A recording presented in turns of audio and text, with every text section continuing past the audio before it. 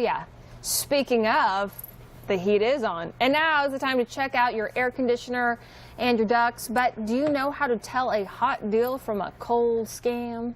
Here, tell us more about it. We got Sean Rose from the Better Business Bureau, Central Oklahoma. Okay, so yeah, this is the time of year where we are full blast with our air conditioning Absolutely. units. So what should we be looking for as far as maintenance goes for our air conditioning, because you do not want that to go out this week? No, definitely not. Well, the first thing you want to do is you want to make sure that all your I's are dotted, your T's are crossed, if you will. Make sure the air conditioning is clean, the outdoor unit's clean. Make sure you have plenty of refrigerant or whatever other chemicals it might utilize, and also make sure it's the right size. A lot of people have a smaller size unit than the actual square footage they're trying to cool. I actually had that experience when I had a house one time, and I was just like, no, I really think it's a small size, and sure enough, the AC guy came out and was like, yeah, that's like a quarter the size.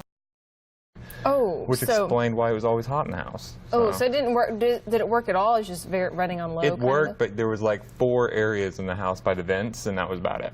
Yeah. So you were just sweating, and you're like, all the time. This is normal. Yeah, it was the house that sweat built, really, was what it was. Okay. But you need to make sure it's clean, make sure that everything's checked up. You can go to BBB.org, of course, and always check out and find some great AC maintenance guys who are accredited and look at their reviews, make sure everything's good there. So. Yeah, do you guys see any scams when it comes to air conditioning? The only thing that we would see in terms of like a maintenance scam would be the classic, you need to pay us all up front, and then we'll come back and we'll fix it. And we say, as always, never pay up front. Yeah. Only pay a third.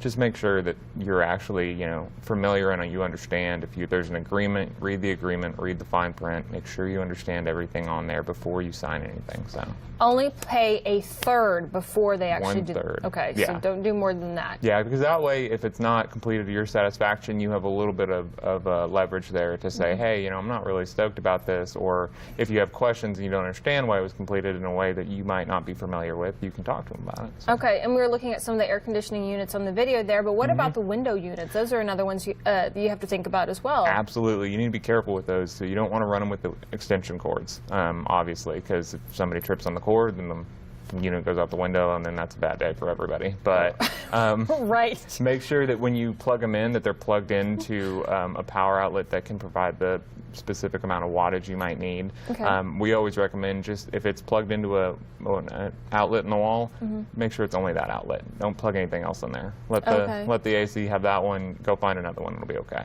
All right, perfect. And you said that there's a lot of accredited maintenance workers on oklahomacity.bbb.org. Yes. I've said it like a million times. Yeah. One of these days I'll actually remember it. It'll be all right. I don't even know what's going on with my life. oklahomacity.org if you would like to find an accredited maintenance worker for your air conditioning unit.